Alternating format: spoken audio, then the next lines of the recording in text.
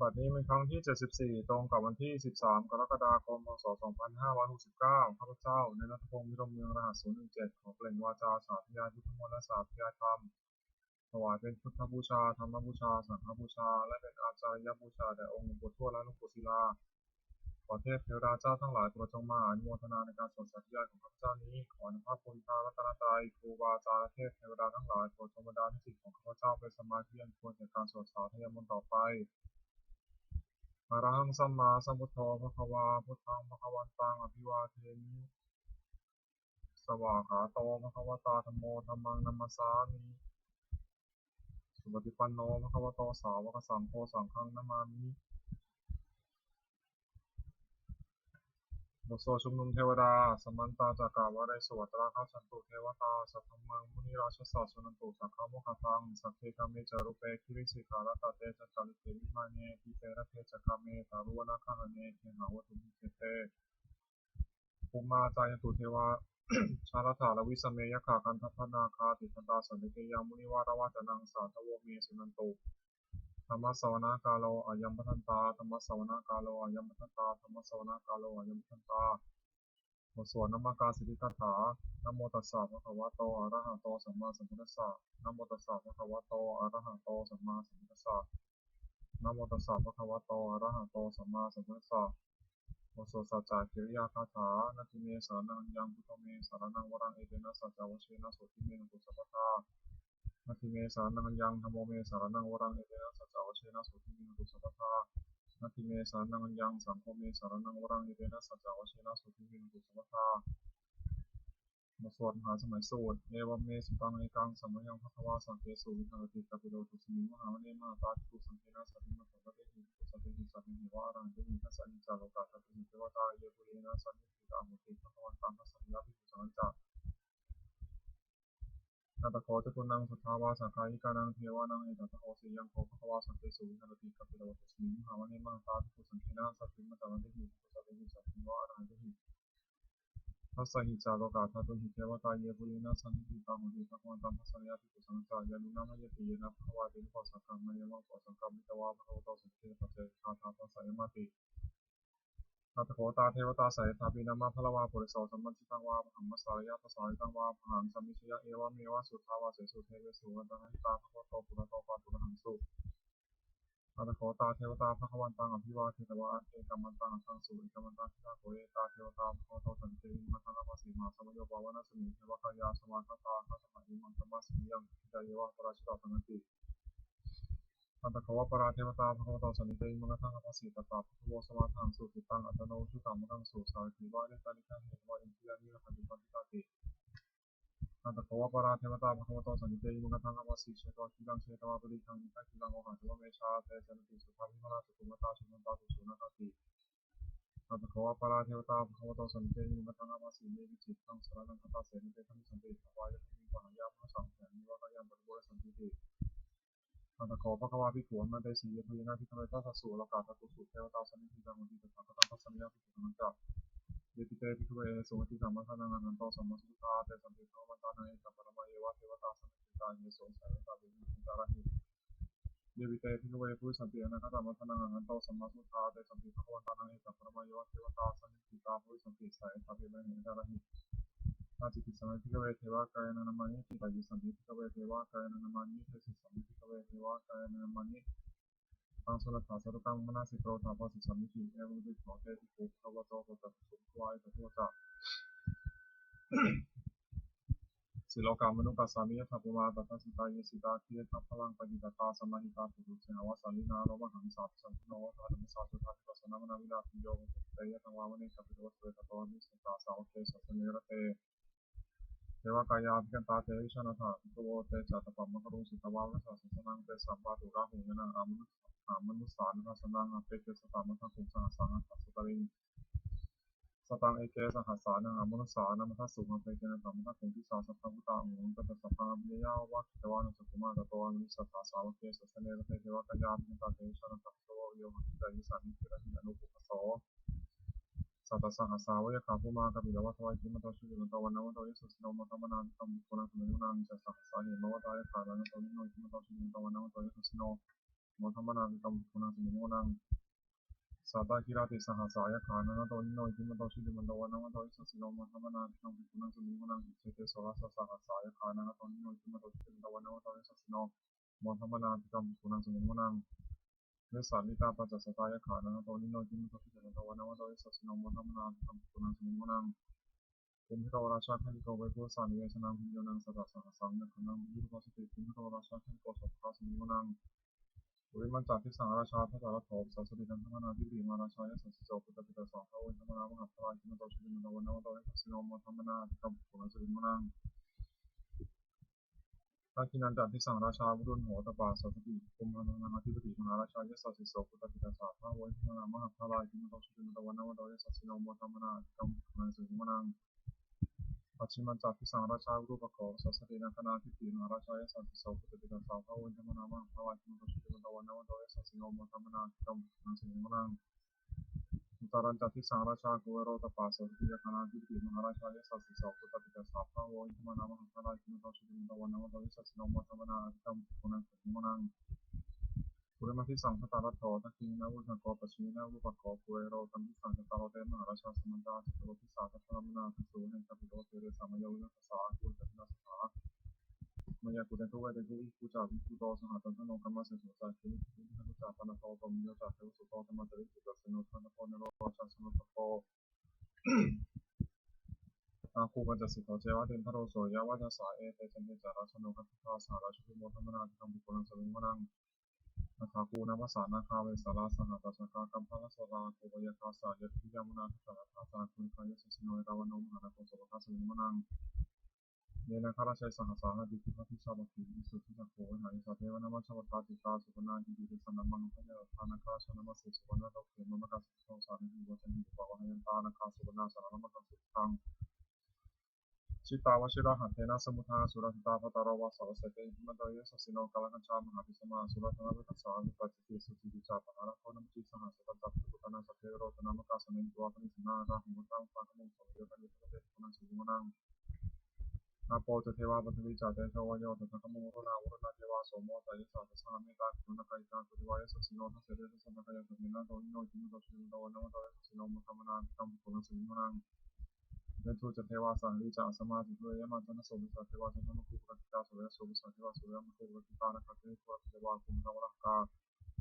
วสุนังวาสวเสโทสักโกปะคาบริณโททัสเสเดทัสสะกายสัพพินาโตนิโนจิมุตชิมุตวันนวโตยสสิโนมุขมนาตัมปุณสุวิมนัง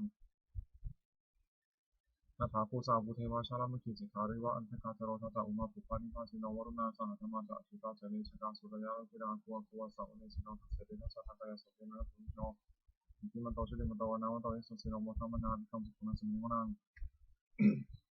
สมานามหาสมานามนุสามนุสุตตมะคิทาบุสิกาคัวคัวมโนบุสิกาถาคุหายเทวายะเจริญตวาสิโนปาระคามหาปาระคาอังคุเทวายะสสิโนทัสเสเดทัสสะกายสัพพินาตุนิโนอิมันโตชิลิมันโตวันนวโตยสสิโนมุขมนาตัมปุณสุวิมนัง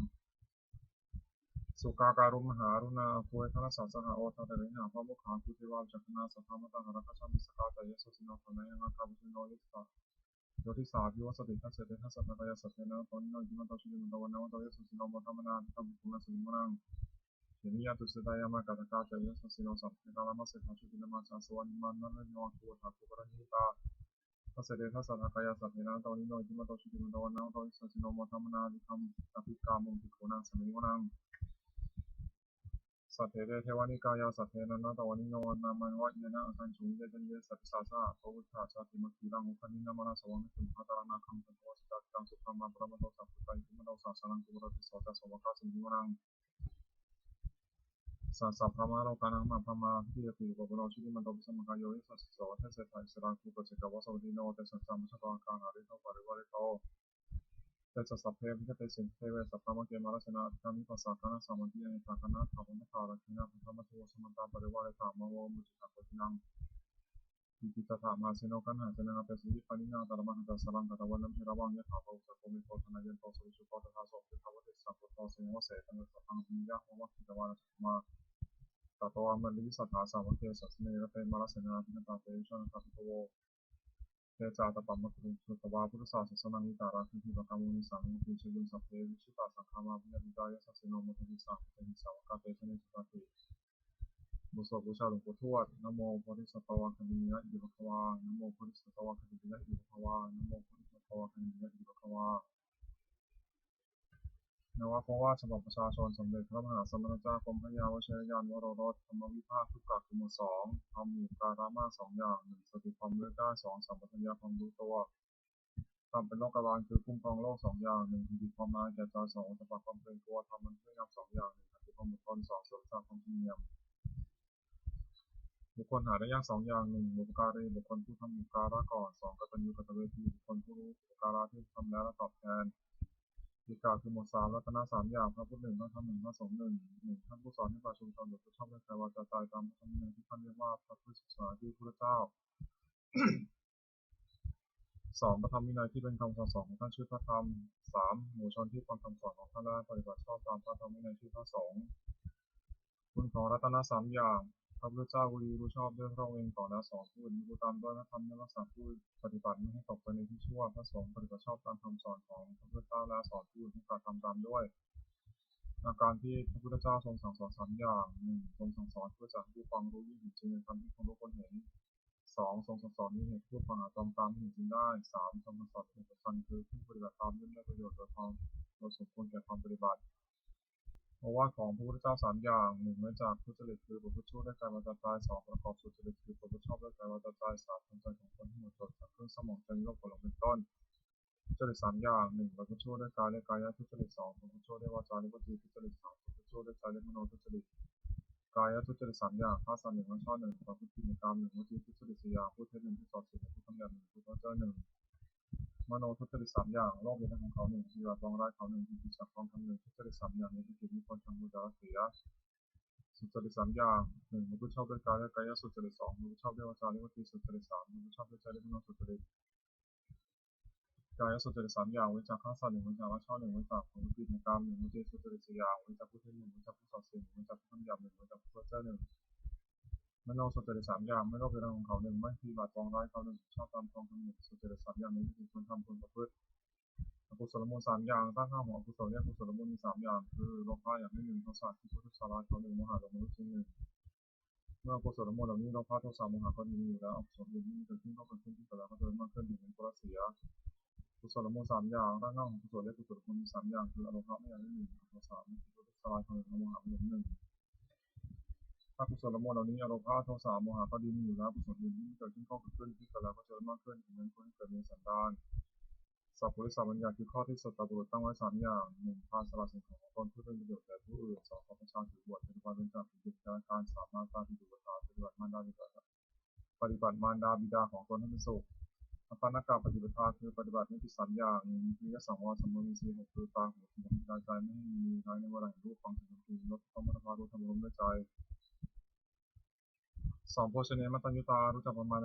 นการกินอาหารแต่พอสมควรไม่มากไม่น้อย 3. ชาคือยันโยกประกอบความเพียรเพื่อจะสมาใจให้หมดจดจะน้อยมากนักบุญกริยาวัตถุ3อย่างสิ่งเป็นที่ตั้งแห่งการบำเพ็ญบุญในบุญกริยาวัตถุโดยย่อมมี3อย่างพระนามัยมุสลิมกรรมจากข้า2ศีลมัยมุสลิมข้า3ศีล3ภาวนามัยมุสลิมการเดินภาวนา3มีลักษณะ3อย่างลักษณะที่เสริมการแก่สังขารทั้งปวงได้3มีลักษณะภายลักษณ์ก็เรียก3อย่าง1อันนี้จะตาความเป็นของไม่เที่ยง2สุภตาความเป็นทุกข์3อนัตตาความเป็นของไม่ใช่ตนจตุกะคือหมวด4อุทิศเพื่อทำเป็นเครื่องเจริญ4อย่าง1สัพพุริสังเสวะท่านผู้ชอบด้วยกายวาจาใจที่เรียกว่าสัตตบุรุษ2สัทธรรมสวนะฟังคำสอนของท่านโดยเคารพ3เยี่ยมชมและสิ่งการติดต่อให้รู้จักสิ่งดีชั่วโดยว่าที่ชอบ4ธรรมานุธรรมะปฏิปติคือธรรมสมควรแก่ธรรมซึ่งได้ตรองเห็นแล้วจาก4 1ปฏิปุปะในสามอาสาในประเทศสมควร2สัพพริสุขสุริยะภพสัตตบุรุษ3อัตตสัมมาปัญญาท่านผู้ชอบ4ปุเพกตาปุญญาตาความเป็นผู้ได้ทำความดีไม่ได้ปางก่อนทำ4อย่างนี้หลุดล้อรถทำสู่ความเจริญอคติ4 1ลำเอียงเพราะรักการได้ฉันทางคติ2ลำเอียงเพราะไม่ชอบการได้โทสะคติ3ลำเอียงเพราะเขาได้โมหะคติ4ลำเอียงเพราะโกรธและพยาคติอคติ4ประการนี้ไม่ควรประพฤติอันตรายของภิกษุสามเณรผู้บวชใหม่4อย่าง1ของคำสอนไม่ได้คือเบื่อต่อคำสั่งสอนที่เกี่ยวกันตาม2เป็นคนเห็นใจปากใจท้องทำความอยากไม่ได้3ถ้าเคยในกรรมคุณที่ยังอยากได้สมยิ่งไป4รักผู้หญิงภิกษุสามเณรผู้หวังความเจริญแก่ตนควรระวังอย่างอันตราย4อย่างนี้มีได้ประธานคือความเพียร4อย่าง1สังวรประธานเพียงระวังไม่ให้บาปเกิดขึ้นสันดาน2ประหารประธานเพียงละบาปเกิดขึ้นแล้ว 3ภาวนาประทานที่กุศลเกิดขึ้นในสันดาน4อนุรักษณาประทานที่รักษากุศลที่เกิดแล้วไม่เสื่อมความเพียร4อย่างนี้เป็นความเพียรชอบควรประกอบในตอนที่พระธรรมคือธรรมที่ควรตั้งไว้ในใจ4อย่างปัญญารับรู้สิ่งที่รู้2สัจจะความจริงใจคือพระพุทธสิ่งใดก็ให้รู้จริง3จักระสละสิ่งที่เป็นข้าศึกแก่ความจริงใจ4อุปสมะสงบใจจากสิ่งที่เป็นข้าศึกแก่ความสงบอิทธิบาทคือคุณเครื่องให้สำเร็จความประสงค์4อย่าง1ฉันทะพอใจรักใคร่ในสิ่งนั้น2วิริยะเพียรกับสิ่งนั้น3จิตตะเอาใจเข้าไปในสิ่งนั้นไม่วางธุระ4วิมังสามันถูกต้องพิจารณาเหตุผลในสิ่งนั้นคุณ4อย่างนี้มีบริวารแล้วอาจชักนำบุคคลถึงจริงต้องประสงค์ซึ่งเหตุวิสัยควรทำความไม่ประมาทในที่สิสถาน1ในการละกายทุจริตกายสุจริต2ในการละวจีทุจริตทุจริตสุจริต3ในการละมโนทุจริตประพฤติมโนสุจริต4ในการละความเห็นผิดทำความเห็นถูกอีกอย่างหนึ่งระวังใจไม่ให้กำหนัดในอารมณ์เป็นที่ตั้งแห่งความกำหนัด2ระวังใจไม่ให้ขัดเคืองในอารมณ์เป็นที่ตั้งแห่งความขัดเคือง3ระวังใจไม่ให้หลงในอารมณ์เป็นที่ตั้งแห่งความหลง4ระวังใจไม่ให้มัวเมาในอารมณ์เป็นที่ตั้งแห่งความมัวเมาปาริสุทธิศีล1ปาฏิโมกขสังวรสำรวมในพระปฏิโมกข์เป็นข้อพระพุทธเจ้าห้ามทำตามข้อที่พระองค์อนุญาต2อินทรียสังวรสำรวมอินทรีย์6คือตาหูจมูกลิ้นกายใจไม่ให้มีร้ายในเวลารู้ฟังเสียงดนตรีลิ้มรสถูกต้องบทฟ้ารู้ทำลมในใจ3อาชีวะปาริสุทธิเลี้ยงชีวิตและทำชอบไม่เราลงกับในชีวิต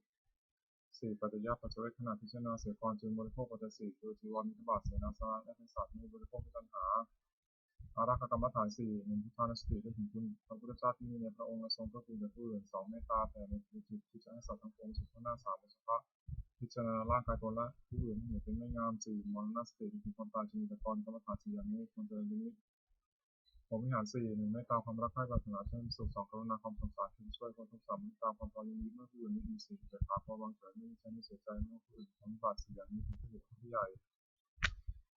สติปัฏฐาน4 1กายานุปัสสนา2เวทนานุปัสสนา3จิตตานุปัสสนา4ธรรมานุปัสสนาสติกำหนดพิจารณากายเป็นอารมณ์ว่ากายนี้สาวกายนี้สัตว์บุคคลตัวเราเขาเรียกกายานุปัสสนาสติกำหนดพิจารณาเวทนาเกิดสุขทุกข์และทุกข์สุขเป็นอารมณ์ว่าเวทนานี้ก็สักว่าเวทนาไม่ใช่สัตว์บุคคลตัวเราเขาเรียกเวทนานุปัสสนาสติกำหนดพิจารณาใจเศร้าหมองของแค่เป็นอารมณ์ว่าใจนี้สักว่าใจไม่ใช่สัตว์บุคคลตัวเราเขาเรียกจิตตานุปัสสนาสติกำหนดพิจารณาธรรมที่เป็นกุศลกุศลที่เกิดกับการเป็นอารมณ์ว่าธรรมนี้ก็สักว่าธรรมสัตว์บุคคลตัวเราเขาเรียกธรรมานุปัสสนาธาตุกรรมฐาน4ธาตุ4คือธาตุดินเนปฏิฆาธาตุน้ำไม่อโภธาธาตุไฟและเตโชธาตุธาตุลมเรียกวายธาตุธาตุอันใดมีลักษณะแข็งแข็งธาตุนั้นเป็นปฐวีธาตุนั้นที่ภายในคือผมขนและฟันหนังเนื้อกระดูกในกระดูกม้ามหัวใจตับหัวใจปอดไส้ใหญ่ไส้น้อยอาหารใหม่อาหารเก่าธาตุนั้นมีลักษณะอุบอาบธาตุนั้นเป็นอาโมธาตุนั้นที่ภายในคือดีเสลดหนองเลือดเหนียวมันก้อนน้ำตาเป็นมันน้ำลายน้ำมูกไขข้อมูดธาตุนั้นมีลักษณะร้อนธาตุนั้นเป็นเตโชธาตุนั้นที่ภายในคือไฟที่ร่างกายของฝุ่นไฟที่ร่างกายชุดโทรมไฟที่ร่างกายให้เผาอุ่นกระวายไฟที่เผาอาหารไม่ย่อยธาตุอันใดมีลักษณะพัดไปพัดมาธาตุนั้นเป็นวายโยธาตุนั้นที่ภายในคือลมพัดขึ้นเบื้องบนลมพัดลมเบื้องต่ำลมในท้องลมในไส้ลมพัดไปตามตัวลมหายใจต้องกำหนดพิจารณากายนี้ให้เห็นว่าเป็นแต่เพียงธาตุ4คือนามไปลมประชุมอยู่ไม่ใช่เราไม่ใช่ของเรียกว่าธาตุกรรมฐานอริยสัจ4 1ทุกข์2สมุทัยคือเหตุทุกข์เกิด3นิโรธคือความดับทุกข์4มรรคข้อปฏิบัติคือความดับทุกข์ความไม่สบายกายไม่สบายใจที่ชื่อว่าทุกข์ความก่อตัวในยากตัณหาคือความพยายามอยากในชื่อว่าสมุทัยเพราะเหตุทุกข์เกิดตัณหานั้นมีประเภท3คือตัณหาความอยากในอารมณ์ที่น่ารักใคร่เรียกว่ากามตัณหาอย่างหนึ่งตัณหาความอยากเป็นนอกเป็นนี้เรียกว่าภวตัณหาอย่างหนึ่งตัณหาความอยากไม่เป็นนอกเป็นนี้เรียกว่าวิภวตัณหาอย่างหนึ่งความดับตัณหาในสิ้นเชิงที่กำลังหมดในช่วงนี้ก็เพราะความดับทุกข์ปัญญาเห็นช่องว่าสิ่งนี้ทุกสิ่งนี้เห็นทุกเกิดสิ่งนี้ทั้งคือความดับทุกข์ที่ชื่อว่ามรรคเพราะเป็นข้อปฏิบัติถึงความดับทุกข์ดังนั้นมีองค์8ประการคือปัญญาเห็นชอบ1ระเบียบชอบ1เจตนาชอบ1ทำการงานชอบ1นิชอบ1ทำความดีชอบ1รักษาชอบ1และชอบ1ปัญจกะขมวด5นั้นตริยกรรม5 1วันพาข้ามารดา2พาข้าบิดา3วันพาข้ามารอาหาร4โดยตัวบาทำร้ายผู้เจ้าจนถึงยังเท่าหินเข้าขึ้นไป5สังฆเพศยัง2ให้แต่จากการกรรม5อย่างนี้เป็นบาปเป็นอกุศล5สวรรค์5นิพพานใต้ดินฐานราชีของพระพุทธศาสนา5ไม่ธรรมดาขาดอภิธรรมปัจเจเวก5 1ควรพิจารณาทุกวันว่าเรามีความแก่เป็นธรรมดาไม่มีความแก่ไม่ได้2คนพิจารณาทุกวันว่าเรามีความเจ็บเป็นธรรมดาไม่ล้มเป็นความเจ็บไปได้3คนพิจารณาทุกวันว่าเรามีความตายเป็นธรรมดาไม่ล้มเป็นความตายไปได้4คนพิจารณาทุกวันว่าเราต้องทำความจากของเราของชนทั้งสิ้น5คนพิจารณาทุกวันว่าเรามีกรรมของตัวเรามีจากดีทั้งชั่วจากชั่วในสารชาติการธรรมคือทำความกล้าหาญ5อย่าง1ศรัทธาเชื่อถึงนิ้วเชื่อ2ศีลรักษากายวาจาให้ร้อย3ทำสัจจะความเป็นผู้ศึกษามาก4วิทยารัมภะอารมณ์ความเพียร5ปัญญาเพราะผู้สิ่งคนรู้ องค์แห่งภิกษุใหม่5อย่าง 1. สำรวมในพระปฏิโมกข์เว้นข้อที่พระพุทธเจ้าห้ามทำตามข้อที่ทรงอนุญาต 2. สำรวมในสิ่งคือระวังตาหูจมูกลิ้นกายใจไม่ให้มีกายครอบงำได้ในเวลาเห็นรูปขึ้นตามเป็นต้น 3. ความเป็นคนไม่กระโดดเฮฮา 4. อยู่ในเสนาสนะสงัด 5. มีความเห็นชอบภิกษุใหม่ควรตั้งอยู่ในธรรม5อย่างนี้ องค์แห่งธรรมะก็คือนักเทศน์5อย่าง 1. แสดงธรรมโดยลำดับไม่ขาดลัดไม่ขาดความ 2. อ้างเหตุผลแนะนำให้ฟังเข้าใจ 3. ตั้งจิตเมตตาปรารถนาให้เป็นประโยชน์แก่ผู้ฟัง 4. ไม่แสดงธรรมให้เห็นแก่ลาภ 5. ไม่แสดงธรรมกับตนและผู้อื่นคือว่าไม่ให้ควรเสียดสีผู้อื่นภิกษุผู้ได้ธรรมะก็คือพึงตั้งองค์5อย่างนี้ในตนธรรมะสวนาที่ 2 คือใน2การฟังธรรม5อย่าง 1. ผู้ฟังธรรมย่อมได้ฟังสิ่งที่ไม่เคยฟัง 2. สิ่งที่ได้ฟังแล้วแต่ไม่เข้าใจชัดย่อมเข้าใจถึงนั้นชัด 3. บรรเทาความสงสัยได้ 4. ทำความเห็นถูกต้องได้ 5. จิตของผู้ฟังย่อมผ่องใสพระราชคือธรรมเป็นกำลัง5อย่าง 1. ศรัทธาความเชื่อ 2. วิริยะความเพียร 3. สติความระลึกได้ 4. สมาธิความตั้งใจมั่น 5. ปัญญาความรอบรู้อินทรีย์ 5. ก็เรียกว่าวิญญาณจิตของตนนิวรณ์ 5. ทำมันกั้นจิตไม่ให้บรรลุความดีเรียกว่านิวรณ์มี5อย่าง 1. พอใจรักใคร่ในอารมณ์ที่ชอบใจนี้ก็เป็นต้นเรียกกามฉันทะ 2. ปองร้ายผู้อื่นเรียกพยาบาท 3. ความยึดถือถือและเพิ่มเรียกถีนมิทะ 4. ฟุ้งซ่านและรำคาญเรื่องอุจจาระกุจจะ 5. ลังเลไม่ตกลงได้เรียกวิจิกิจฉา ขันธ์ 5. การจับใจนี้แบ่งออกเป็น5กองในขันธ์ 5 1. รูป 2. เวทนา 3. สัญญา 4. สังขาร 5. วิญญาณ 4. คือดินน้ำไฟลมประชุมกันเป็นการนี้เรียกว่ารูปความรู้สึกอนุภาพเป็นสุขคือสบายกายสบายใจหรือเป็นทุกข์คือไม่สบายกายไม่สบายใจหรือเฉยๆคือทุกข์สุขเรียกว่าเวทนาความจำได้หมายรู้คือจำรูปเสียงกลิ่นรสโผฏฐัพพะอารมณ์ที่เกิดกับใจได้เรียกว่าสัญญาเจตสิกธรรมคืออารมณ์ที่เกิดกับใจส่วนนี้เรียกกุศลส่วนชั่วเรียกกุศลส่วนกลางๆไม่ดีไม่ชั่วเรียกอัพยากฤิเรียกว่าสังขารความรู้อารมณ์ในเวลาเมื่อรูปมันกระทบตาเป็นต้นเรียกว่าวิญญาณขันธ์นั้นเรียกว่านามรูปเวทนาสัญญาสังขารวิญญาณรวมทั้งนามรูปของรูปฉากกะคือหมวด6คารวะ6อย่างความเมื่อเพ้อในพระพุทธเจ้า1ในพระธรรม1ในพระสงฆ์1ในคำปรึกษา1ในความไม่ประมาท1ในปฏิสันถานคือต้อนรับปราศัย1ที่สุดควรทำคารวะ6ประการนี้สารนิยธรรม6อย่างทำที่ข้างแห่งความให้ระลึกถึงเรียกว่าสารนิยธรรมมี6อย่างคือ 1. ข้าพเจ้ากายกรรมประกอบด้วยเมตตาในผู้ที่สุดสามเณรทั้งต่อหน้าและรับหลังเพื่อช่วยคุณฝ่ายกิจการของท่านเมตตามีพยาบาลที่สุดข้าพเจ้าด้วยจิตเมตตา 2. ข้าพเจ้าวจีกรรมประกอบด้วยเมตตาในเพื่อพิสูจน์สามเณรทั้งต่อหน้าและรับหลังเพื่อช่วยคุณฝ่ายกิจการของท่านด้วยวาจาเช่นกล่าวสั่งสอนเป็นต้นด้วยจิตเมตตา 3. ข้าพเจ้ามโนกรรมประกอบด้วยเมตตาในเพื่อพิสูจน์สามเณรทั้งต่อหน้าและรับหลังเพื่อที่จะสิ่งที่มีประโยชน์แก่เพื่อนกัน 4. แบ่งปันลาภที่ตนได้มาแล้วโดยชอบธรรมให้แก่เพื่อนพิสูจน์สามเณรไม่หวงไว้บนพวกกันเพราะผู้เดียวห้ามรักษาศีลบริสุทธิ์เสมอกันกับเพื่อนพิสูจน์สามเณรอื่นๆไม่ทำตนที่ยังเกี่ยวกับผู้อื่น6. มีความเห็นร่วมกันกับพิสูจน์สามเณรอื่นๆไม่ว่ากับใครๆเพราะมีความเห็นกันทำ6อย่างนี้ทำผู้พูดที่เป็นที่รักที่เคารพของผู้อื่นเป็นไปด้วยความสงเคราะห์กันและกันเป็นไปด้วยความไม่วิวาทกันและกันเป็นไปด้วยความพร้อมเพรียงกันหนึ่งเดียวกัน อายตนะภายใน6ตาหูจมูกลิ้นกายใจอินทรีย์6เขาเรียกอายตนะภายนอก6รูปเสียงกลิ่นรสโผฏฐัพพะคืออารมณ์ที่มาถูกต้องกายธรรมคืออารมณ์ที่เกิดกับใจอารมณ์6เขาเรียกวิญญาณ6อาศัยรูปกระทบตาเกิดความรู้ขึ้นเรียกจักรวิญญาณอาศัยเสียงกระทบหูเกิดความรู้ขึ้นเรียกโสตวิญญาณอาศัยกลิ่นกระทบจมูกเกิดความรู้ขึ้นเรียกคานะวิญญาณอาศัยรสกระทบลิ้นเกิดความรู้ขึ้นเรียกชิวหวิญญาณอาศัยโผฏฐัพพะกระทบกายเกิดความรู้ขึ้นเรียกกายวิญญาณ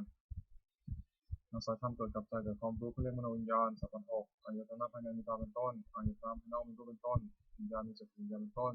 กระทบคลิสัมผัสมีชื่อตามอายตนะภายในเป็น6คือจักรสัมผัสโสตสัมผัสคานะสัมผัสชิวหสัมผัสกายสัมผัสมโนสัมผัสเวทนา6สัมผัสนั้นเป็นปัจจัยให้เกิดเวทนาเป็นสุขบ้างทุกข์บ้างไม่ทุกข์ไม่สุขบ้างมีชื่อตามอายตนะภายในเป็น6คื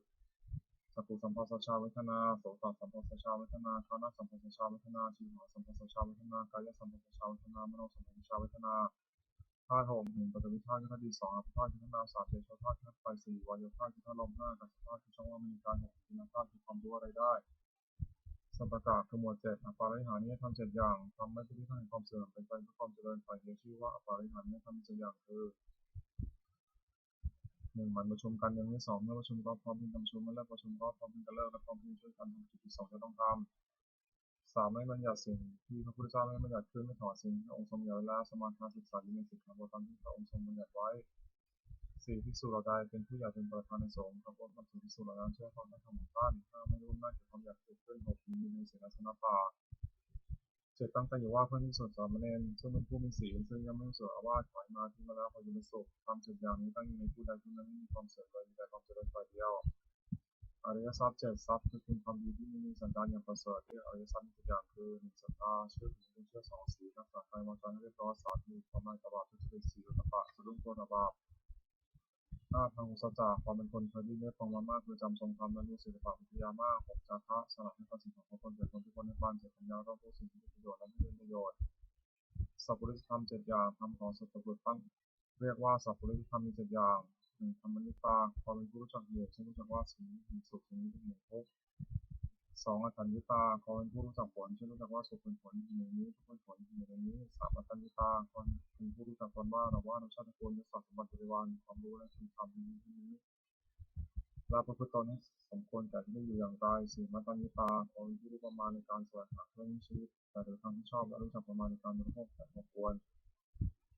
ห้ากาลนิตาคนรู้จักการเวลาสมควรในอันประกอบกิจนั้นหกปริสันติตาคนรู้จักป่าชุมชนและกริยาที่ต้องประพฤติต่อป่าชุมชนนั้นว่าหมู่นี้เมื่อเข้าไปหาจะต้องทำกริยาอย่างนี้จะต้องพูดอย่างนี้เป็นต้นเจ็ดบุคลาปโรปเรนิตาความเป็นผู้รู้จักเลือกบุคคลว่าผู้นี้คนนี้คนพบผู้นี้เป็นคนไม่ดีนี่คนพบเป็นต้นสัพพุริสธรรมมีเจ็ดอย่างหนึ่งสัตตบุรุษประกอบด้วยธรรมเจ็ดประการคือมีศรัทธามีความลายกบาทความกลัวบาปเป็นคนที่ไม่ท้องมากเป็นคนมีความเพียรมีคนมีสติมั่นคงเป็นคนมีปัญญาสองจะปรึกษาสิ่งใดกับใครๆก็ไม่ปรึกษาเพื่อจะหลีกเป็นตัวและผู้อื่นสามจะคิดสิ่งใดก็ไม่คิดเพื่อผิดเป็นตัวและผู้อื่นสี่จะพูดสิ่งใดก็ไม่พูดเพื่อจะผิดเป็นตัวและผู้อื่นห้าจะทำสิ่งใดก็ไม่ทำเพื่อจะผิดเป็นตัวและผู้อื่นหกมีความเห็นชอบมีเห็นว่าทำดีได้ดีช่วยเพิ่มต้นเจ็ดให้ทานโดยเคารพคือเอื้อเฟื้อแก่ของที่ตัวให้และผู้รับทานนั้นไม่ทำอาการดุทิ้งเสียโพชฌงค์เจ็ดมีสติความเลือกได้สองธรรมะวิทยาความสองธรรมสามวิริยะความเพียรสี่ความมีใจห้าประสบความสงบใจและอารมณ์หกสมาธิความตั้งใจมั่นเจ็ดอุเบกขาความวางเฉยเรื่องตามประเภทว่าสติสัมโพชฌงค์ไปโดยลำดับจนถึงที่อุเบกขาสัมโพชฌงค์อัตถกะหมวดแปดแล้วก็ธรรมแปดธรรมที่ครอบงำสัตว์โลกอยู่และสัตว์โลกย่อมเป็นไปตามธรรมนั้นไม่ว่าโลกธรรมนั้นมีแปดอย่างคือนิราชหนึ่งนิราชหนึ่งยศหนึ่งยศหนึ่งพันหนึ่งประเสริฐหนึ่งสูงหนึ่งทุกหนึ่งในโลกธรรมแปดประการนี้อย่างใดหนึ่งเกิดขึ้นคนพิจารณาว่าสิ่งนี้เกิดขึ้นแล้วแต่เราก็แต่ว่ามันไม่เที่ยงเป็นทุกข์มีความแปรปรวนเป็นธรรมดาควรรู้ตามที่เป็นจริงมันครอบงำจิตได้คืออย่าหลีกเลี่ยงส่วนปรารถนาอย่าหลีกเลี่ยงส่วนที่ไม่ปรารถนาลักษณะตัดสินธรรมวินัยแปดประการทำเราใดเป็นไปด้วยความกำหนัดยอมใจหนึ่งเป็นไปด้วยความประกอบทุกหนึ่งเป็นไปด้วยความสะสมความเกลียดหนึ่งเป็นไปด้วยความอยากใหญ่หนึ่งเป็นไปด้วยความเป็นไปด้วยความไม่สันโดษมีดีด้วยความมีอยู่คือมีและอย่างนั้นหนึ่งเป็นไปด้วยความคิดที่มีขนาดหนึ่งเป็นไปด้วยความเกลียดค้านหนึ่งเป็นไปด้วยความเลี้ยงยากหนึ่งคำเหล่านี้คุณรู้ว่าไม่ใช่คำไม่ใช่วิญญาณไม่ใช่คำสอนของศาสดาคำเหล่าใดเป็นไปด้วยความคลายกำหนัดหนึ่งเป็นไปด้วยความปราศจากทุกหนึ่งเป็นไปด้วยความไม่สะสมความเกลียดหนึ่งเป็นไปด้วยความอยากน้อยหนึ่งเป็นไปด้วยความสันโดษมีด้วยความมีอยู่หนึ่งเป็นไปด้วยความสงัดจากโมหนึ่งเป็นไปด้วยความเพียรหนึ่งเป็นไปด้วยความเลี้ยงง่ายหนึ่งคำเหล่านี้คุณว่าเป็นธรรมเป็นวินัยเป็นคำสอนของพระศาสดามรรคมีองค์แปดหนึ่งสัมมาทิฏฐิปัญญาหนึ่งชอบคือเห็นอริยสัจสี่สองสัมมาสังกัปปะจะเป็นชอบคือจะมีสองจากการหนึ่งจะมีงานไม่มีบาทหนึ่งจะมีงานไม่มีเกียรติหนึ่งสามสัมมาวาจาเจรจาชอบคือเป็นจากวัตถุทุจริตสี่สัมมากัมมันตะทำการงานชอบคือเว้นจากกายทุจริตสามห้าสัมมาชีวะเลี้ยงชีวิตชอบคือเว้นจากความมีชีวิตและความผิดหกสัมมาวายามะคือชอบคือในที่สี่สถานเจ็ดสัมมาสติคือชอบคือเลิกมีสติอุปทานทั้งสี่แปดสัมมาสมาธิตั้งใจชอบคือจุลธรรมทั้งสี่ในองค์มรรคทั้งแปดนั้นเห็นชอบโดยชอบสองข้อในปัญญาสิกขาวาจาชอบการงานชอบเลี้ยงชีพชอบสองข้อในศีลสิกขาคือชอบเลี้ยงชอบตั้งใจชอบสองข้อในศีลสิกขานวากาศกำหนดเก้ามาละคือมันทิ้งเก้าอย่างโกรธหนึ่งลบหลู่เป็นคุณท่านหนึ่งวิทยาหนึ่งปณีหนึ่งมายาหนึ่งมงคลหนึ่งทุกคนหนึ่งความปรารถนาละมงหนึ่งจิตหนึ่งสกาคุโมสิตอกุศลกรรมบทสิบจะเป็นกายกรรมคือทำด้วยกายสามอย่างปาณาติบาตทำชีวิตสัตว์ตกลงฆ่าสัตว์สองอธินาทานถือเอาสิ่งของที่เจ้าของไม่ได้ให้ด้วยกันขโมยสามจะมีสุชาจารโดยคุณกรรมจะเป็นวจีกรรมคือทำด้วยวาจาสี่อย่างสี่มุสาวาทพูดเท็จห้าพิจารณาวาจาพูดต่อเสียงรู้สาวาจาพูดที่หยาบเจ็ดสัมภาระปัจจุเตอร์จะเป็นมโนกรรมคือทำด้วยใจสามอย่างแปดอภิชาโลภเป็นของเขาเก้าพิวัตรวางไร้เขาสิบวิชาทิฏฐิวิชาของธรรมกรรมสิบอย่างนี้ด้วยธรรมะไม่ควรดำเนินกุศลกรรมบทสิบจะเป็นกายกรรมสามอย่างหนึ่งปานาติปาตาเวรมณีเว้นจากทำชีวิตสัตว์ตกโลกสองทินาธนาเวรมณีเว้นจากเรื่องสิ่งของที่เจ้าของไม่ได้ให้ด้วยกันขโมยสามกรรมมีสุชาจาราเวรมณีเว้นจากทุกข์ในกรรมจะเป็นวจีกรรมคือทำด้วยวาจาสี่อย่างสี่มุสาวาทาเวรมณีเว้นจากประเทศหกห้าอิสุนัยยะวาจายะเวรมณีเว้นจากผู้สัตย์เสียหกอรุสัยยะวาจายะเวรมณีคำหยาบเจ็ดสัมภปราปาเวรมณีเว้นจากผู้เพ้อเจ้อจะเป็นมโนกรรมคือทำด้วยใจสามอย่างแปดอนันติชาไม่ต้องเป็นของเขาเก้าอภิบาทไม่ที่หลักรองรักเขาสิบสมาธิชอบการทำกรรมสิ่งอย่างนี้ทำเป็นคุณดำเนินบุญกริยาวัตถุสิบ คุณกริยาวัตถุ10อย่าง1พนามัยมุสลิมการบริจาคทาน2ศีลมัยมุสลิมการศาสนา3ภาวนามัยมุสลิมการเดินภาวนา4อปัจจยนามัยมุสลิมการประพฤติถ่อมตนแก่ผู้ใหญ่5วัยวัจมัยมุสลิมการช่วยคนฝ่ายดีที่ชอบ6ปฏิภาณามัยมุสลิมการให้ส่วนบุญ7ปัตตานุโมทนามัยมุสลิมการอนุโมทนาส่วนบุญ8ธรรมสวนัยมุสลิมการฟังธรรม9ธรรมเทศนามัยมุสลิมการแสดงธรรม10กิจกรรมการทำความตรงทำที่บรรพชิตคนพิจารณาใน10อย่าง1บรรพชิตคนพิจารณาในว่าบัดนี้เราเทศนาจากขนาดแล้วการเรียนใดๆของสำนักเราต้องทำการเรียนนั้น2บรรพชิตคนพิจารณาในว่าความนิ้วชี้ของเราเนื่องด้วยผู้อื่นเราควรจะเขาได้ง่าย3บรรพชิตคนพิจารณาในว่าการกายวาจาอื่นที่เราจะต้องทำให้ดีขึ้นไปกว่านี้ยังมีอีกไม่ใช่เพียงเท่านี้4บรรพชิตคนพิจารณาในว่าตัวของเราเองเป็นตัวของเราเองเป็นสิ่งหรือไม่5บรรพชิตคนพิจารณาในว่าผู้ใครคนแล้วถึงจะเราเป็นสิ่งหรือไม่6บรรพชิตคนพิจารณาในว่าเราจะต้องพลาดจากของเราของทุกทั้งนั้น7บรรพชิตคนพิจารณาในว่าเรามีกรรมของตัวเราทำดีจากได้ดีทำชั่วจากได้ชั่ว8บรรพชิตคนพิจารณาในว่าวันคืนล่วงไปล่วงไปแบบนี้เราทำอะไรอยู่9บรรพชิตคนพิจารณาในว่าเรายินดีในที่สงัดหรือไม่10บรรพชิตคนพิจารณาในว่าคุณวิเศษของเรามีอยู่หรือไม่ที่จะให้เราเป็นผู้ไม่เก้อเขินในเวลาขึ้นบรรพชิตผ่านการภายหลังนาถกรณธรรมคือทำเพื่อ10อย่าง4รักษากายวาจาให้เรียบร้อย2ทำสัจจะความเป็นผู้ได้สดับตับฟังมาก3กัลยาณมิตรตาความเป็นผู้ดีงาม4สวัสดิตาความเป็นผู้ง่ายสอนง่าย5กินกรณียสุทธกตาความขยันในใจใส่ในกิจวัตรของผู้ที่สุดสามเณร6ธรรมะกรรมตาความใคร่ความที่ชอบ7วิริยะกินวิจารความชั่วประพฤติความดี8สันโดษมีนิพพานุ่งมหาอาหารที่นอนนั่งพยาทำได้9สติจำการที่จะทำและคำที่พูดแล้วแม้นั้นได้10ปัญญาต้องมีกองสังขารจำจะมีอย่างไรคาถาถูกคือถ้อยคำที่คนพูด10อย่าง1กับ7คาถาเรื่องคำเช่นนั้นมีความปรารถนาน้อย2 30คาถาเรื่องคำเช่นนั้นไม่เป็นโดดมีด้วยกับ7จำได้3ปวิเวกคาถาเรื่องคำเช่นนั้นสถานการณ์สนับใจ4และ3สัพพคาถาเรื่องคำเช่นนั้นถ้อยคำที่ชักนำให้เราคนด้วยหมู่5วิริยาลัมภคาถาเรื่องคำเช่นนั้นให้เราความเพียร6ศีลคาถาที่คำชักนำให้ตั้งอยู่ในศีล7สมาธิคาถาที่คำชักนำให้ใจสงบ8ปัญญาคาถาที่คำชักนำให้ปัญญา9วิมุตติคาถาที่คำชักนำให้ทำใจพ้นจากกิเลส10วิมุตติญาณทัศนคาถาถ้อยคำที่ชักนำให้เกิดความรู้ ความเห็นในความที่ใจพ้นจากกิเลสอนุสติคืออารมณ์คนระลึก10ประการ1พุทธานุสติและถึงคุณของพระเจ้า2ธรรมานุสติและถึงคุณของพระธรรม3สังฆานุสติและถึงคุณของพระสงฆ์4ศีลานุสติและถึงศีลของตน5จาคานุสติและถึงทานที่ตนบริจาคและ6เทวตานุสติและถึงคุณที่ทำให้บุคคลเป็นเทวดา7มรณสติและถึงความตายที่จะมาถึงตน8กายคตาสติและระลึกเข้าไปในกายที่เห็นว่าไม่งามน่าเกลียดโสโครก9อานาปานสติตั้งสติกำหนดลมหายใจเข้าออก10อุปสมานุสติและถึงคุณพระนิพพานซึ่งเป็นที่ระงับกิเลสและกองทุกข์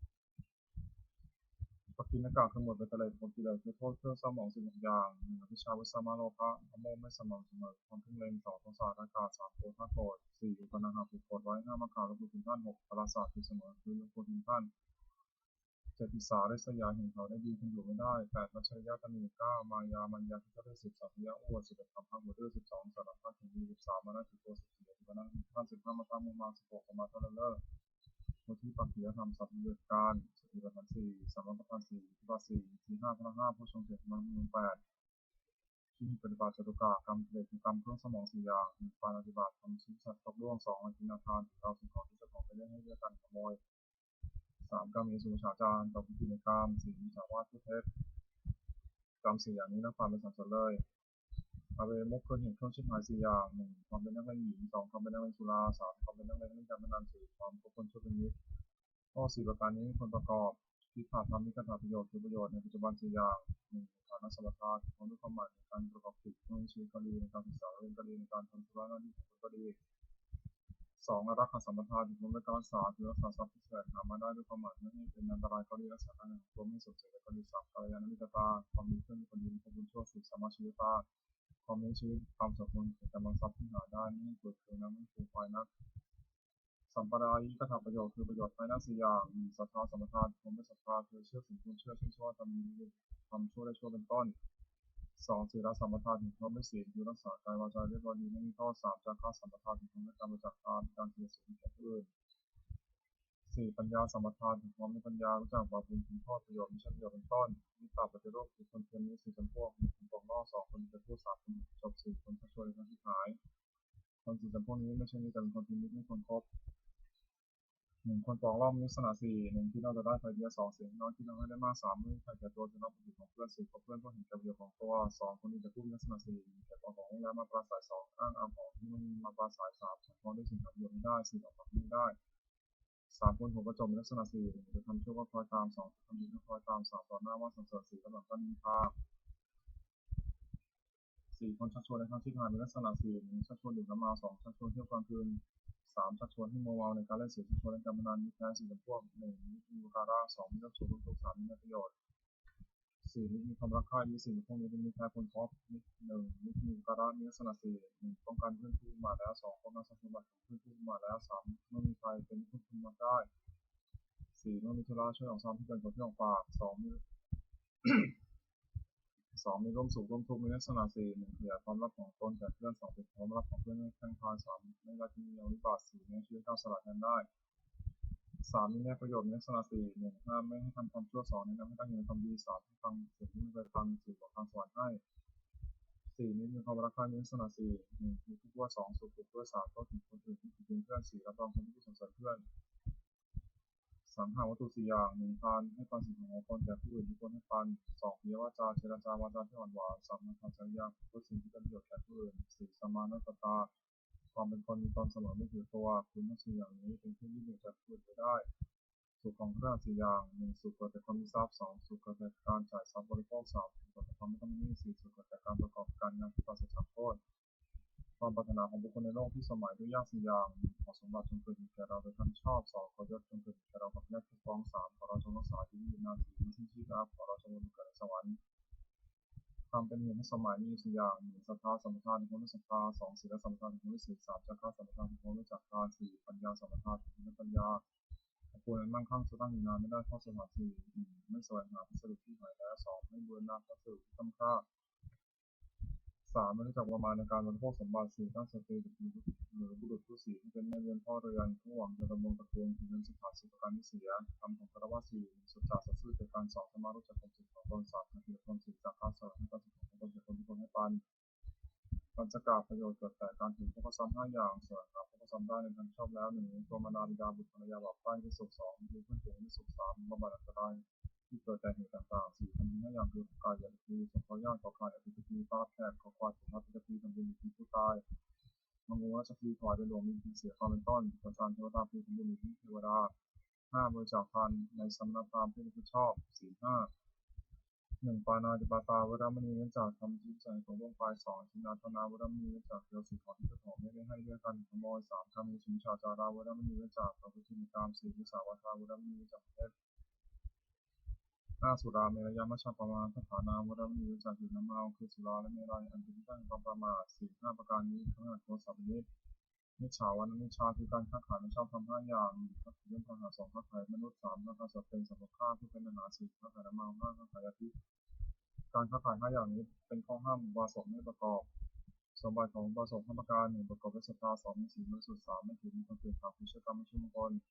สี่ไม่แสวงหาเกียรติยศนอกพุทธศาสนาห้าบำเพ็ญบุญแต่ในพุทธศาสนาอุบาสกเป็นตั้งอยู่ในสมบัติห้าประการในเว้นจากวิบัติห้าประการซึ่งวิปริตจากสมบัตินั้นฉักกะที่หกหนึ่งปุรติมทิที่ข้างหน้ามารดาบิดาสองปัจฉิมทิที่ข้างขวาอาจารย์สามปัจฉิมทิที่ข้างหลังบุตรภรรยาสี่อุตรทิที่ข้างซ้ายนี้ห้าเหตุทิมทิที่ข้างต่ำบ่าหกอุปริมทิที่ข้างบนโสนพรามหนึ่งปุรติมทิที่ข้างหน้ามารดาบิดาบุตรเป็นบำรุงรัชฐานห้าหนึ่งท่านในมรดาที่ตอบสองท่านข้าสามดาวตระกูลสี่ทุกคนที่คนรับสมรดกห้าเมื่อท่านลงมาพระทำบุญอยู่ที่ท่าน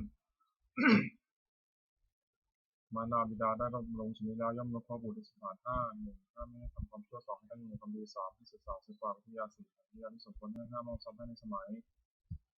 สองตักเตือนที่ต้องขวาอาจารย์สี่บำรุงในสถานห้าหนึ่งด้วยคุณรับสองด้วยตัวดีเขารับใช้สามด้วยเชื่อฟังสี่ด้วยฐานห้าด้วยศึกษาวิทยาครบอาจารย์ได้รับลงชนีแล้วย่อมลดข้อสิบด้วยสถานห้าหนึ่งให้มีสองได้มีสามบอกสิบฟังสิ้นเชิงไม่มีบางคำทางห้ายกย่องให้ปรากฏในเพื่อนฝูงสี่ทำความป้องกันในเครื่องหมายคือจะไปที่ไหนก็ไม่อยากสามบัตรชินที่พื้นหลังภรรยาสามีพิมพ์ลงด้วยสถานห้า 1ด้วยยกย่องนับถือว่าเป็นภรรยา2ด้วยไม่ต้องมี3ด้วยให้ร่วมใจ4ด้วยมอบความใหญ่ให้5ด้วยให้เพื่อน1ตัวภรรยาได้รับบำรุงชีวิตได้ย่อมมาข้อสามีได้ขนาด5 1จัดการดี2สมทบกันที่1ตัวดี3ไม่เพื่อร่วมใจหัว4รักษาทรัพย์ที่ถูกทำมาได้ไว้5เขียนไม่ผิดการผิดการทั้งปวง4ตาทิพย์ที่ต้องซ้ายมีพลบุตรคุณมึงไม่สถาน5 1ด้วยให้ปาน2ด้วยเจรจาทำให้ได้3ด้วยประโยชน์4ด้วยความเป็นผู้มีตนเสมอ5ด้วยไม่แกล้งกล่าวให้พลาดจากความเป็นจริงมิตรมาบำรุงชีวิตแล้วย่อมรู้ข้อคือบุตรขนาด5 1รักษามิตรผู้ประมาทแล้ว2รักษาทรัพย์ของมิตรผู้ประมาทแล้ว3ไม่มีใครเอาเป็นผู้ที่มักได้4ไม่กระทิ้งเงาวิบัติ5นำตลอดหัวของมิตร5เหตุผลที่คือต้องตามบาปนายพึงบำรุงสถาน5 1ไม่จัดการงานทำตามสมควรกำลัง2ด้วยให้อาหารและรางวัล3ด้วยรักษาพยาบาลในวันเจ็บไข้4ด้วยจัดของมิตรแต่ตลอดที่จริง5ด้วยก่อนในสมัยบ่าวได้รับบำรุงถึงแล้วย่อมรู้ข้อนั้นด้วยสถาน5 1ลุกขึ้นทำการงานก่อนนาย2ลดการงานหลังนาย3เดี๋ยวของที่นาย5 4ทำการงานให้ดีขึ้น5นำคุณของนายไปสอนในที่นั้น6อุปเดชที่ข้างบนสำนักพราหมณ์กุลบุตรชุมนุมสถาน5 1ด้วยกายกรรมไปทำอะไรประกอบด้วยเมตตา2ด้วยวิธีกรรมพูดอะไรประกอบด้วยเมตตา3ด้วยมโนกรรมคิดอะไรประกอบด้วยเมตตา4ด้วยความเป็นผู้ไม่ปิดประตูคือไม่ได้ห้ามเข้าบ้านเรือน5ด้วยให้อมสถานสำนักพราหมณ์และบำรุงชีนะย่อมรับกุลบุตรสถาน6 1ห้ามไม่กระทำความชั่ว2ให้ตั้งอยู่ในความดี3อนุเคราะห์ด้วยน้ำใจงาม4ให้ได้ฟังสิ่งที่เคยฟัง5ทำสิ่งที่ฟังแล้วแจ่ม6บทสอนให้อบายมุขคือเหตุเพื่อชิบหาย6 1ดื่มน้ำเมา2เที่ยวกลางคืน3เที่ยวดูการเล่น4เล่นการพนัน5ควบคุมชั่วโมงนี้6ติดการงาน1ดื่มน้ำเมาไม่เท่า6 1เสียทรัพย์2ทำงานทะเลาะวิวาท3เกิดโรค4ต้องติดเตียน5ไม่จัดการ6ความตะลงปัญญา2เที่ยวกลางคืนมีโทษ6 1ชื่อว่าไม่รักษาตัว2ชื่อว่าไม่รักษาลูกเมีย3ชื่อว่าไม่รักษาทรัพย์สมบัติ4เป็นที่ระวังคนทั้งหลาย5มันเป็นเจ็บความ6รับความบาปมาก3เที่ยวดูการเล่นมีโทษตามวัตถุที่ดู6 1น้ำที่ไหนที่นั่น2สำรองที่ไหนที่นั่น4 4ที่ก่อนที่ไหนที่นั่น4เสียค่าที่ไหนที่นั่น5เพลงที่ไหนที่นั่น6ตัวที่ไหนที่นั่น4เล่นการพนันมีโทษ6 1เมื่อชนะย่อมก่อเวร2เมื่อแพ้ย่อมเสียทรัพย์ที่เสียไป3ทรัพย์ย่อมชิบหาย4ไม่มีใครช่วยเหลือกรรม5เป็นที่1ประมาทของเพื่อน6ไม่มีใครสนใจงานด้วย5คบคนชั่วคนนี้มีโทษตามบุคคลที่ครบ6 1นำที่เป็นนักเลงกำนัน2นำที่เป็นนักเลงเจ้าชู้3นำที่เป็นนักเลงเล่า4นำให้เป็นคนลวงเขาโดยของปลอม5นำให้เป็นคนลวงเขาซึ่งหน้า6นำให้เป็นคนหัวไม้6เกี่ยวกับทำการงานมีโทษ6 1มาให้ว่าหนานักแล้วไม่ทำการงาน2มาให้ว่าร้อนนักแล้วไม่ทำการงาน3มาให้ว่าเวลามีแล้วยังไม่เวลาเย็นแล้วไม่ทำการงาน4มาให้ว่ายังช้าอยู่แล้วไม่ทำการงาน5มาให้ว่าหิวนักแล้วไม่ทำการงาน6มาให้ว่ากระหายนักแล้วไม่ทำการงานผู้หวังความเจริญในโภคทรัพย์มีเห็นเครื่องชิงหัวการนิเสียปฏิภณคาถายาเทวตาสถิติหาราวาสมีภูมิเทระพุทธิเทระแต่หินพระธรรมะทางนั่งเพราะว่าตุตาโสถิโรยชาวิหารามันเทระเทราชมาชานามกาจตุโทสารามิกาธนาปิติวิสาขาคามาจตุสานิธรรมาดิสารสวานิทาสุตาพันตุเตชาราผู้ชายยุบิจาทัสัมภวาสังเสริชาตังอันโวปปาติกานิยันกังสมองรังปฏิเกเตสัพพิริภาษาคารตุสัพยังมาตุจิตังสตัมโมธรรมธาราตุมิตราสังโฆตุสมะควะอัตยะตะอิตายะตะอัตยะตุสุโมสัพพิธรรมะใจโนมุตุสัพพะมินามัตถิเนอภาวติเตปัสสนาหตุสุติธรรมิปานิโนพระสัสเนสัมมาตรังปวัชชันโตกาลติโวโพสตุวิธิโพยสัตตานังสมิทังเนตุเมหะนิมาตาปิตาจัตตาช่างนิจังรักติตรังวังธรรมินาชโนปชังรักตุสัพพะเนวตาวิโยชนะคาถาสุขปตาจนิถาพยาปตาจนิพยาสุขปตาจนิโสกาโหตุสัพเพติธานิโนเอตาวตาจามิสัมปตามิยสัมปตังสัพเพวานุโมตุสัพพะสัพพิสิยาธนังรัตตุสัพพยาสิรังรัตสัพพะภาวนาพิยาตาโหตุขัสตุเทวตาคตาสุมังคลคาถาโหตุสัพพังสุมังคลังรัตตุสัพเพเทวตาสัพพะธรรมิโสเวนะโสติมุตุนิยันตรังโหตุสัพพังสุมังคลังรัตตุสัพเพเทวตาสัพพะธรรมิโสเวนะโสติมุตุนิยันตรังโหตุสัพพังสุมังคลังรัตตุสัพเพเทวตาสัพพะสังฆานุภาเวนะโสติมุตุนิยันตรังสัพพิพุทธาพระปัตตาปัจเจกนันเดนพลังอันตานันจักขิชนะธรรมธรรมสวโสสัพพิพุทธาพระปัตตาปัจเจกนันเดนพลังอันตานันจักขิชนะธรรมธรรมสวโสสัพพิพุทธาพระปัตตาปัจเจกนันเดนพลังอันตานันจักขิชนะธรรมธรรมสวโสสัพพิพุทธาพระปัตตาปัจเจกนันเดนพลังอันตานันจักขิชนะธรรมธรรมสวโสสัพพิพุทธาพระปัตตาปัจเจกนันเดนพลังอันตานันจักขิชนะธรรมธรรมสวโสสัพพิพุทธาพระปัตตาปัจเจกนันเดนพลังอันตานันจักขิชนะธรรมธรรมสวโสสัพพิพุทธาพระปัตตาปัจเจกนันเดนพลังอันตานันจักขิชนะธรรมธรรมสวโสสัพพิพุทธาพระปัตตาปัจเจกนันเดนพลังอันตานันจักขิชนะธรรมธรรมสวโสสัพพิพุทธาพระปัตตาปัจเจกนันเดนพลังอันตานันจักขิชนะธรรมธรรมสวโสบทแผ่เมตตาให้ตนเองหังสุขิโตหมิหังพระเจ้ามีความสุขหังมิทุโขหมิหังพระเจ้าปราศจากความทุกข์หัง เวโรมนี้ข้าพเจ้าปราศจากเวรอาหารพยาบาทมิข้าพเจ้าปราศจากอุปสรรคอันตรายทั้งปวงสุขีและนางบริหารนี้ถึงเจ้าคงมีความสุขสมชายรักษากายวาจาใจพ้นจากความทุกข์ทั้งเกิดโมโสแผ่เมตตาสรรพสัตว์ทั้งหลายสรรพสัตว์ตาสัตว์ทั้งหลายที่พระผู้ทรงตรัสด้วยกันทั้งสิ้นอาบรังตุสุสุสุเถิดอย่าได้มีการกันเลยอัพยาปัจจังตุสุสุสุเถิดอย่าได้มีการกันเลยมีทางตุสุสุสุเถิดอย่าได้มีความทุกข์กันเลยสุขีและนางบริหารตัวมีความสุขสมชายรักษาตนผู้สันติผู้เพลินโปรดแผ่เมตตาอุทิศสัพเพสัตตาสัพพังตุอาวุธสุขชีวิตองค์พระสัตว์ทั้งหลายอย่าได้มีการกันเลยจงเป็นผู้ดำเนินชีวิตอยู่สุขผู้มาเถิดกระตังบุญยังพลังในหางสัพเพมาทีว่าจุเตขอสัตว์ทั้งหลายจงได้ส่วนผลบุญข้าพเจ้าได้บำเพ็ญด้วยกายวาจาใจนั้นเถิดขอที่ทรงแห่งผลที่กุศลนี้จงเป็นสัมมาสิริมงคลแก่เจ้าพระข้าปลอดภัยจากทุกโศกโรคภัยอันตรายทั้งปวงที่เหนือได้สุขมั่นคงเป็นสมาชิกชอบธรรมคำว่าไม่มีอยากยากจนขอดีทั้งเจ้าขอให้เจ้ามีสมาธิตั้งมั่นในคำสอนของสมเด็จสมมาสัมพุทธเจ้าทำลงมีความมีงามตลอดกาลนานทั้งประเทศตัวเราทั้งหลายผู้ได้อนุโมทนาสัตย์ในกุศลนี้โปรดประสิทธิ์ประสาทพาน้อมส่งในท่านในมงคลในสู่วัตถุมงคลหลวงพ่อที่สิทธิมนต์มหายาลงศิลาลงทั้งปวงที่สับสนทั้งเลยได้สร้างขึ้นเปลี่ยนด้วยพุทธานุภาพเทวานุภาพและฤทธานุภาพศักดิ์สิทธิ์ในเมืองผลในสิ่งมงคลจากที่ครอบครองด้วยชาติประการเทิน